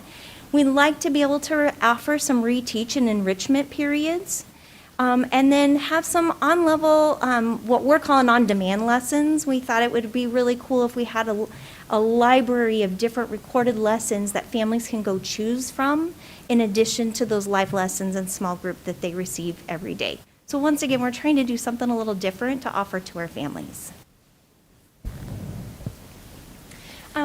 One of the things that we're very proud of here is we really have built a culture of community and connections, and it's very evident as you walk into any of our virtual classrooms, from kindergarten to third grade to sixth grade. It is happening. Our students have been able to participate in extracurricular opportunities. So the district spelling bee, the science fair, oratorical, MLK art show. Our PE department has family fitness nights, and so it's really exciting to see families come together and have fitness challenges and dance parties, and they've done cooking challenges. They go on field trips, so it's been really exciting. Halloween parade, our kindergarten team organized a Halloween parade where the families dressed up, they decorated their cars, and then they did a drive-through where they really got to see the teachers, and we had over 300 families participate. So it was really cool to see the connection that the families got to make with the teachers. We offer virtual fun runs. We had school pictures this year, and we also recognize students and staff on a monthly basis. Future things that we want to consider is having reading nights or evening events that our families can participate, clubs, a student council, a PTO and site council, the esports teams, debate team, robotics, coding, STEAM, STEM, whatever it is that our students would show interest in, we'd like to be able to offer that for them. As for the secondary model going forward for next school year, we're looking at changing the format. We're looking at allowing students to enroll back on their home campus and then choosing a synchronous format. By doing this, they'll be able to connect with their home campus and still be able to choose the option of being a synchronous student or an asynchronous student. With being enrolled on your home campus, all the connection of their home campus counselors and support staff and teachers are familiar with, and also be able to participate on campus activities and also with sports as well. So a different change in how we're going to do the formats for next year. So the next slide actually will kind of show it a little better. So we're looking at students who want to take an online course. So when they're registering right now for next year, they're choosing either they want to be a synchronous student, an asynchronous student, or a combination of both.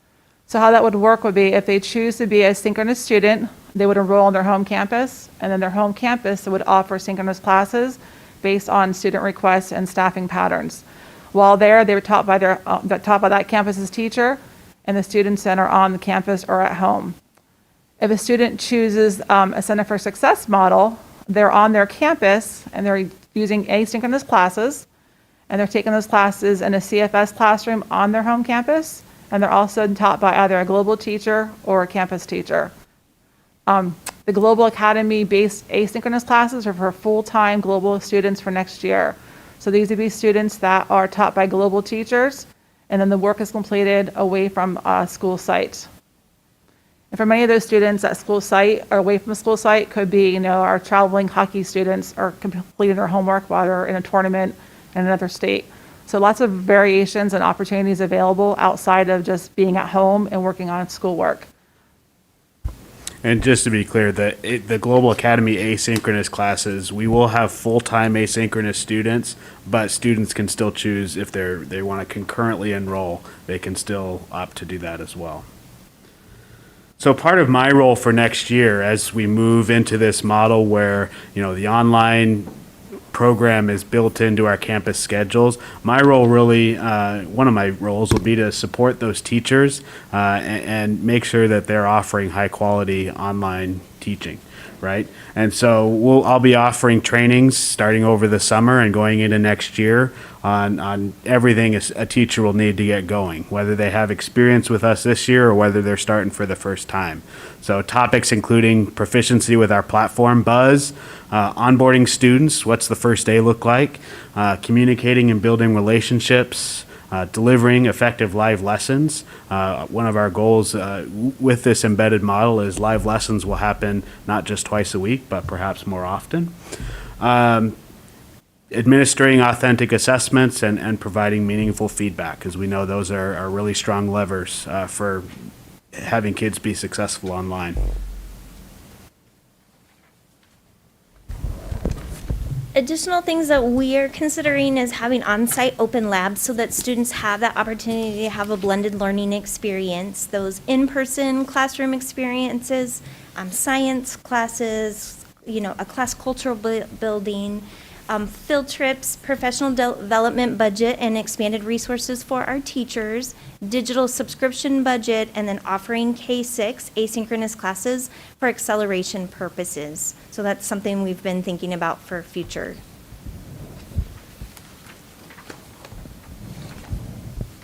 We also, for next year, want to continue with the interventionist teams that we have currently, math specialists, a reading specialist, and instructional coaches.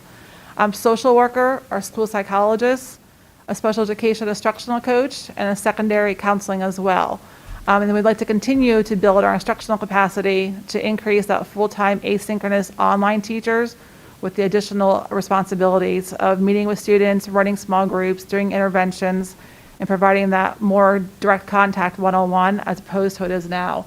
Right now, the asynchronous really is that self-driven model with teacher interaction as needed, whereas we would like to have it be a required portion of the teaching duty to work with students, reach out to them, and have a set schedule to follow up with students on they're working with. So just to wrap it up, moving forward, as Mr. Ryan said, we know many of our families will choose to go back to their brick and mortar schools once this pandemic thankfully moves on. But we also know, and we've heard from families and teachers, that the global is a good fit for them. And so we're building our school with that expectation that we still need to deliver excellence for them, but that they come to us with needs and they come to us for a reason. So our goal is to continue to attract district students who are seeking an online experience. We would rather they not go to other schools. If they're wanting to go online, we want to make global the attractive option for them. We know that we're hearing interest from homeschool students who maybe want to come to Global for a full or even a partial experience. We hear interest a lot in, hey, can you provide math? Can you provide science? We'll take care of the rest at home. And we believe that we can attract students from around the Valley and the state who are looking for a high-quality, personalized education. So we'd like to thank you for this opportunity. Thank you for your time, and we'd love to take your questions and share more about what we're doing. Dr. Bartman, just a quick question, and it may, if it's unfair, I apologize, but my interest is simply, what have been the greatest challenges as we use Florida Virtual and Buzz in particular? And can you speak to that? Because the place over these past few months where I've discerned the greatest criticism is that thing called virtual and not global. Global is not a part of that discussion, but the idea of virtual has been highly criticized and highly suspect from my point of view. Can you speak to that at all? Yeah, we hear it as well. First of all, let me attack that question in two different ways. The first being our platform, which is Buzz, right? Over the years, we've heard different criticisms of Buzz, but what we found is as teachers and as students and families get used to it, they do find use in it. It is a top tier platform. It's not like it's the cheapest option, right? But it is a powerful platform, and we have teachers they've admitted, like, at first they were very skeptical. They thought that, oh, there's something out there that's better. But as they've used it and as they've seen the capabilities, they found it to be useful. With the curriculum, I think going into this year, we did not expect the need for printables to happen, and that certainly navigating that's been a challenge. I think we found success in working with our curriculum coordinators and really moving around curriculum so that it was in a place that made sense to Gilbert Public Schools, and that work continues, as I mentioned, and I think that's going to help kind of bridge it a little bit, right? So that the experience that students are getting in school, the materials that they're using, they'll see something similar online. So the criticism as it relates to that idea of virtual instruction, which is not what you're doing that, certainly, but that's not tied to you. It's tied to the teacher out there using Buzz as a platform and trying to teach electronically remotely.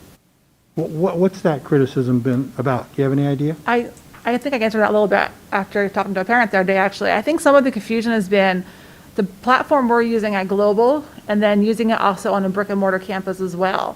The disconnect there has been, and in the very beginning, our teachers were probably with the brick and mortar campus because we had teachers, being added, day of school, day after school started. The lack of training on how to use it. But as they had been with Global full time, that's been a constant thing that they're using as the platform. And the training, the resources, our ties are amazing. Peter's knowledge is insane. So our teachers now at Global, I think, are very comfortable and they love the platform and they love the way it's being delivered. I think the disconnect has been the criticism we've gotten is from the kids who are on the brick and mortar, who teachers are using a virtual platform, we're using different platforms, are you trying to incorporate Google Classroom or trying to incorporate a different platform altogether, and that inconsistency there. Not a criticism to them, because on a brick and mortar campus, it's a very different setup than we have at Global. Where Global, the only option is to use Buzz. That's been, I think, the challenge there is that virtual and global are really two different things. I think that's been the disconnect for some of the criticism that we've been hearing as well. If I could also add, we know that we have work to do in onboarding students, parents, and teachers. And so Tiffany, who's in the audience, has been working really hard with our marketing department and really thinking through what are all the aspects that somebody needs to know when they become part of our community. And a lot of that's technical, right? Everything from how to log in to how to record my attendance to how do I navigate through these lessons that, I've never had to experience before.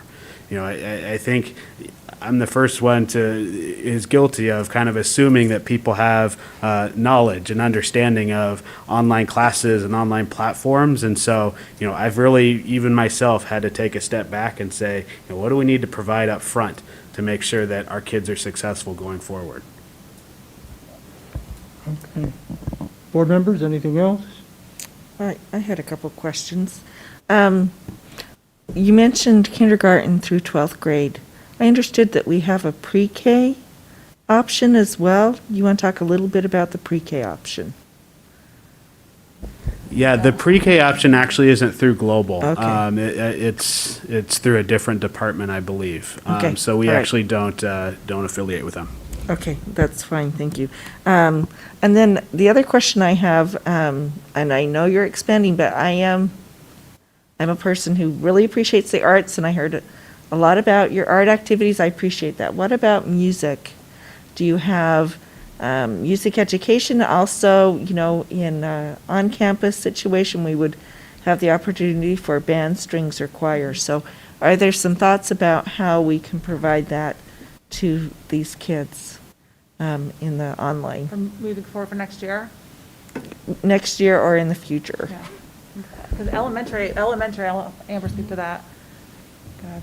Well, and I definitely think that's something that having those conversations as our families are interested, that we are really wanting to provide a comprehensive program or, you know, comprehensive experience. And part of that is being able to have band and strings. So we do have music, but being able to expand that to our intermediate grades is something that we are definitely having conversations. Because, I mean, part of it is that people may switch back and forth, you know, as we come through this year of crisis. Hopefully next year will be much better, and people may return to a brick and mortar, but they may switch back and forth. And so if kids are going to participate in music, they have to get those basics at some point, you know, elementary, junior high, and prepare. You know, music is not a one-year thing. It's kind of a long-term commitment, so. I think some of it too for the secondary, the model of changing for next school year, with the students who'll be back on their campus, some of those kids would be ideal. They could take their on-campus orchestra class, choir class, band class, and then choose to do also academics online as well. And I think you're right, as the need continues, as we move forward, a lot of it right now is that the platform for online instruction through the bus platform we have and the curriculum we have isn't there. But there's no reason that couldn't be pursued moving forward.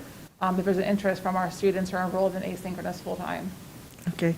And then the other question I have is just because we do have, I mean, this is our biggest school now. I mean, this is a lot of kids. So do we have some plans or some thoughts about graduation? In the past, we haven't done anything for graduation for those students that graduated from our online campus. Yeah, it's certainly been a discussion. I would say when students bring it up, they really want to be with their homeschool peers. To be honest, we've faced some criticism like, oh, am I going to have a Global Academy diploma? I'd rather have one from my school. So it's definitely something like I personally have dreamed about, and I think now that we have a large number of students, that might be something that to happen in the foreseeable future. But we're kind of balancing those two forces. Okay, all right, thank you. Go ahead, Ms. Wood. Thanks. So what do you anticipate the enrollment to be next year?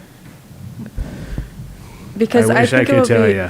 I think it'll be significantly lower. I agree. I do. Like we are planning significantly lower. We are planning to put out a survey prior to spring break so that we can get a sense of that information prior to the district making staffing decisions and those kinds of things. If all goes well with vaccinations, who knows? I tend to agree. I don't know, and I think there's room for growing. I just am wondering if you guys are anticipating that would be at these numbers. I wouldn't anticipate that, but I don't think maybe we in the future. anticipate it being at these numbers. So what numbers do we need to break even, or is this going to be like an enterprise where it funds itself, or how financial? I have a lot of concerns financially of what is the funding, the state funding model right now. When the students are part-time with us, what is the funding for that? All those kinds of things. How are we keeping track of that and making sure that we're... Sure. So attendance has been a big deal for us, and that's the exact reason why. Our funding is based on the number of minutes that students spend working on their online courses. And so it's been incredibly important for us to figure out effective ways to capture that information. And some of it is technical. So we collect minutes, every minute that a student spends working on their course in Buzz. Those minutes are collected automatically. The challenge comes when students are working away from the computer or offline. Then we have to rely on our families to give us some of that information. And sometimes that's a challenge, but we've developed procedures, as Michelle mentioned, where we're reaching out regularly to families who are not meeting those minute requirements, where we continue to educate. We have a whole page on our website with videos for elementary and secondary students and families on how to go through this process. And we're starting to hold kids accountable for not meeting those minutes. What we've also done is we've empowered our teachers a bit too, and every week a report goes out to teachers on where their class average stands, and a lot of them have turned it into a competition to beat last year, and we've seen tremendous growth in that. If we compare first quarter to third quarter now, in secondary, for example, we're up over 30 points in average attendance. And so, so we're near about 70% for secondary classes. We need to get higher, but, that's tremendous growth from where we started. Elementary has kind of lived at 80% plus for the past month or so. And so that's where we'd like to keep it. So, it's kind of, it is a lot of work to capture those minutes, but that's what we really rely on. Okay, I would love to see some details about that. Maybe Mr. Ryan can help me with that at some point. And then I do want to say how much I appreciate all of you and the way that you've just approached this, the exciting things that have happened. I appreciate the teachers, the global teachers who have jumped in, and I've heard great things from many about the experiences they've had, and I do appreciate and recognize all that they've done to make good things happen. And I think we should definitely capitalize on what we've learned and leverage it to move forward. I'm just not quite, I'm anxious to see, kind of how it all plays out as far as numbers wise. And I think too, another thing to consider and remember, and I think you mentioned that, is I think a lot of the success comes if parents and families are understanding of what is required of them. I don't know that this model would necessarily fit every student, and that's why we still need a brick and mortar and need to be in person for many students. But this is an opportunity that people are looking for, and some really are, but there has to be a commitment on, by the families for sure, but that we can partner with them in a great way for those students. I think that's exciting. Absolutely. One other thing I was just wondering, in the past we haven't seen the success as far as completion of courses on the asynchronous or different measurables like that. I just was wondering, what have you seen as far as completion of courses, and what other measurables do you have in place? I'm glad that you're participating in the district just evaluations and benchmarks. I would love to see those too and see how you guys, how that's been going. But yeah, our completion rate has been steady compared to last year. However, our attendance for asynchronous classes has improved. Mm-hmm. We have some amazing teachers who have, some have really held students' feet to the fire, which is hard to do in an asynchronous setting. So that's been really encouraging, actually, to see that it is possible. And part of it is we have to have teachers who are devoted to this, whose time is not split between another school or another job and global, because we've seen teachers who global is their focus are showing good progress, both in terms of, what does their classroom environment look like, what does their instruction look like, and how are their kids completing courses. I don't believe we have benchmark data yet on asynchronous students. Most students who take asynchronous courses are taking benchmarks back on their home campus, because we have that large part who are part-time global students or concurrent enrollments. But I think it's something we could look for. yeah, and then what about completion? Do you have numbers on completions? Yeah, we are. So I looked at it this morning, actually. For first semester, we were at about 65%. So, room for improvement for sure, but, I'm pleased that it's more than half for sure, and it's certainly up over 2 or 3 years ago. Okay, thanks. Anything else, board members? Just a few comments, if I may. First, I'd like to thank you for all of your work. I have heard positive feedback from parents who have chosen global. And that has not always been the case for Global Academy. The strides that we've made the last couple of years are showing, and it's showing in feedback. So thank you for all of that work, for listening. I think one of the things that I really appreciated, if I go back to my own experience with online courses for my kids, the flexibility of start dates, the asynchronous, but yes, it may have been asynchronous before, but you still had to start and stop on a certain schedule. And I think that's important because a lot of reasons that people look for an online course is that very flexibility. So I commend you for offering that. I also loved hearing that, I think Dr. Ryan started with the comment, but Mr. Ryan, I just promoted you. Geez. Don't swell that head anymore, sorry. please. Sorry, don't need to stroke the ego, but there has, I think, for a long time been a sense of competition between the online offerings, whether it be Global Academy or outside, and the traditional.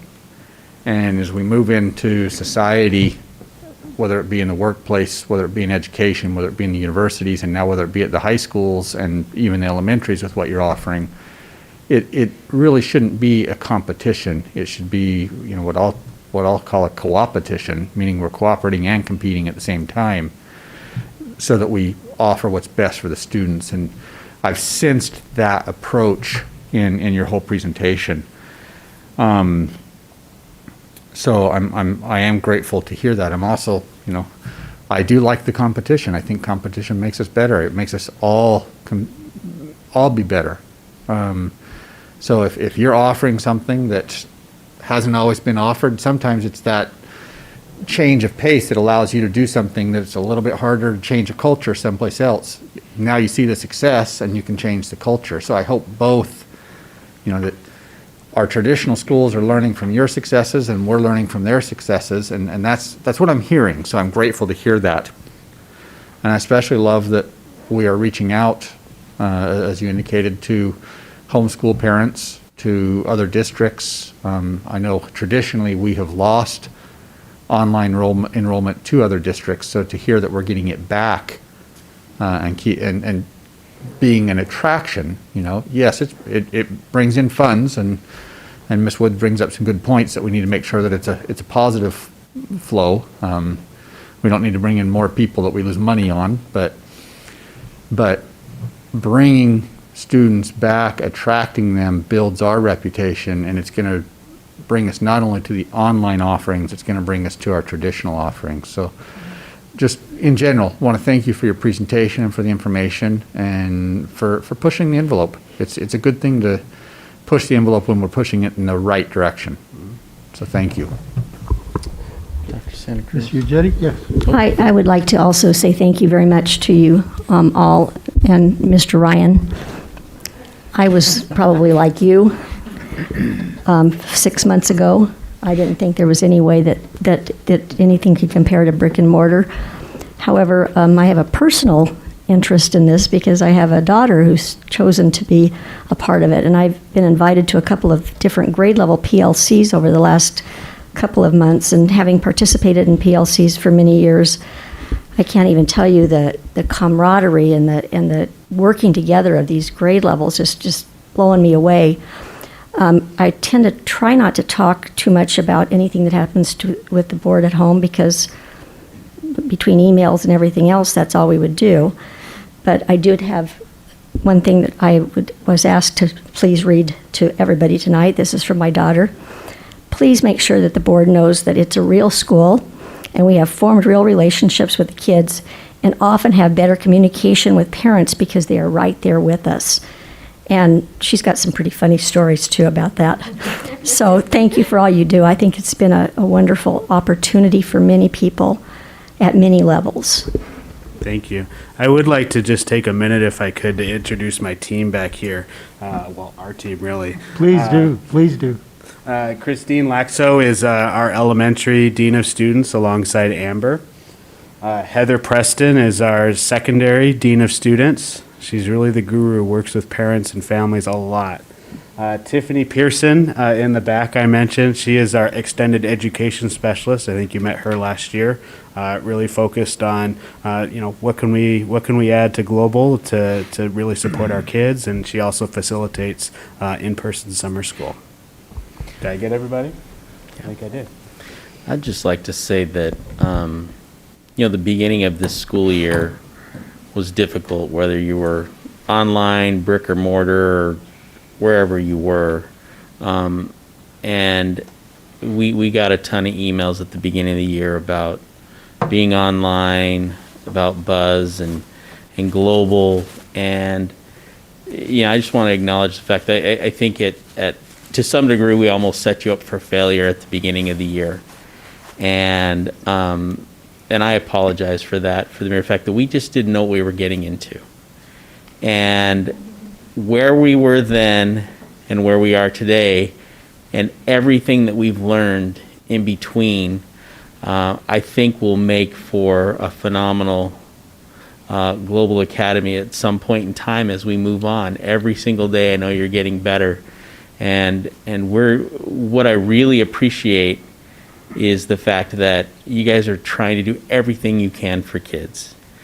I know Global can't provide every type of class available out there, and I know that some people think that they can, and you do an excellent job of explaining that to everybody. It's something that, I know at the beginning of the year my hair was not nearly this gray, but that's just because we're in situations that we were working with unknowns. And I'm just really, really proud of all the things that you've done. When we talk about people stepping up, all you got to do is step foot over there and see what goes on and see how they do it. So kudos to all of you, especially all of our teachers. I think what we have now, the students that are there, the staff that's there, everybody wants to be there for whatever reason. And I don't care what platform you're teaching in, whether it's in a school, brick and mortar, whether it's online, that's 90% of it, people that want to be there. And I think that's where we've settled into on that at this point in time. To Ms. Wood, I think, we will lose students going back, and we know that, and we recognize that, but there are a group that's going to want to stay. And then there will be some over time that want to come. And so we will try to serve those needs. And again, just thank you to everything you guys have done. I appreciate it. Dr. Bartman, thank you and your team. We appreciate the hard work, and I look forward to you fulfilling that dream of creating the best online school in the state. Thank you.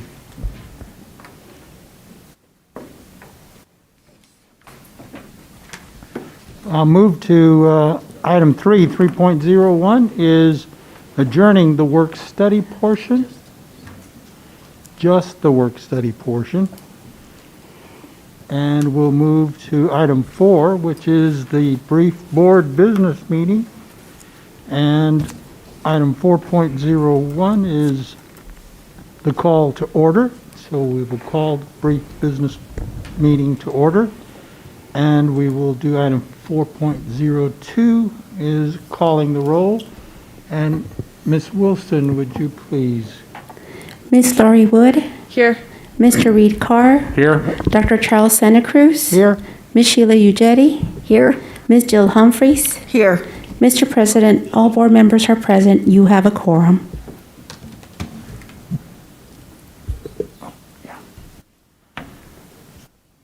The one omission that is not there, and we'll include it as part of 4.02, and that will be approval of this evening's agenda for this brief board business meeting. So I'll entertain a motion. Dr. Santa Cruz, I move that we approve tonight's agenda. Is there a second? Second. Mr. Carr, Ms. Ujedi, thank you. Any discussion? Seeing none, then we will vote to approve this evening's agenda. All those in favor, please signify by saying aye. Aye. Those opposed, the same. Motion carries 5-0. We move to item 4.03, and it's proclamation. Dr. McCord. Thank you, Dr. Santa Cruz. Governing board members, we have a couple proclamations that we would like to acknowledge and read out loud. These are from Governor Ducey. I'll start off with School Counselor Week. As you know, we have some excellent people out there working with our students in the counseling realm, and we would like to recognize them this evening. Whereas school counselors are employed in public and private schools to help students reach their full potential, and whereas school counselors are actively committed to helping students explore their abilities, strengths, interests, and talents as these traits relate to career awareness and development. Whereas school counselors help parents focus on ways to further the educational, personal, and social growth of their children, and whereas school counselors work with teachers and other educators to help students explore their potential and set realistic goals for themselves, and whereas school counselors seek to identify and utilize community resources that can enhance, complement comprehensive school counseling programs and help students become productive members of society. Whereas comprehensive developmental school counseling programs are considered an integral part of the educational process that enables all students to achieve success in school. Now, therefore, I, Douglas A. Ducey, Governor of the State of Arizona, do hereby proclaim February 1st through the 5th, 2021 as School Counseling Week. So thank you to our school counselors. Thank you, Dr. McCord, and a vote of confidence to our school counselors. We appreciate the work that you do in guiding students as they work through their school experience. We'll move to item 4.04, another proclamation. Dr. McCord. Thank you, Dr. Santa Cruz. Governing board members, this is Career and Technical Education Month. Again, another proclamation from Governor Ducey. Whereas February 2021 has been designated Career and Technical Education Month by the Association of Career and Technical Education of Arizona and National Association for Career Technical Education. And whereas profound economic and technological changes in our society are rapidly reflected in the structure and nature of work, thereby placing new and additional responsibilities on our educational system.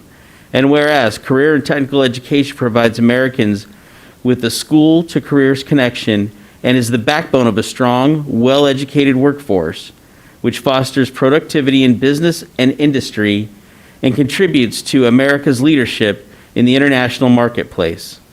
Whereas career and technical education gives high school students experience in practical, meaningful applications of basic skills such as reading, writing, and mathematics, thus improving the quality of their education, motivating potential dropouts, and giving all students leadership opportunities in their career fields and in their communities. Whereas career and technical education offers individual opportunities to learn new skills that last a lifetime, which provide them with career choices and potential satisfaction. And whereas the best education for all students is a rigorous education that blends the essential content of college prep studies with quality career technical education. And whereas the ever-increasing cooperative efforts of career and technical educators, business and industry stimulate the growth and vitality of our local economy, and that the entire nation be preparing graduates for career fields that are forecasted to experience the largest and fastest growth in the next decade. And whereas DECA, Educators Rising, FBLA, FCCLA, FFA, HOSA, and VICA/Schools USA are nonprofit educational student leadership organizations whose purpose is to develop the leaders of the future workforce. Now, therefore, I, Douglas A. Ducey, Governor of the State of Arizona, do hereby proclaim February 2021 as Career and Technical Education Month. And that's it. Thank you. Thank you, Dr. McCord. To our CTE educators and our CTE student cadre, congratulations, and we only wish you the best as you move forward with your education and your chosen structured field. Move to item 5, consent agenda items. And you've had an opportunity to review the consent agenda items. Is there a motion? So moved. Thank you, Ms. Humphries. Is there a second? I'll second. Thank you, Mr. Carr. Any discussion? Seeing none, then we will move to approve the consent agenda as presented. All those in favor, please signify by saying aye. Aye. All those opposed, the same. Motion carries 5-0. Consent agenda is approved. We move to item 6, which is adjourning this brief board meeting. Is there a motion? So moved. Thank you, Ms. Ujetti. Is there a second? I'll second. Thank you, Ms. Wood. Any discussion? Usually none. All those in favor, please signify by saying aye to adjourn this meeting. Aye. All those opposed, the same. Meeting is adjourned. Thank you.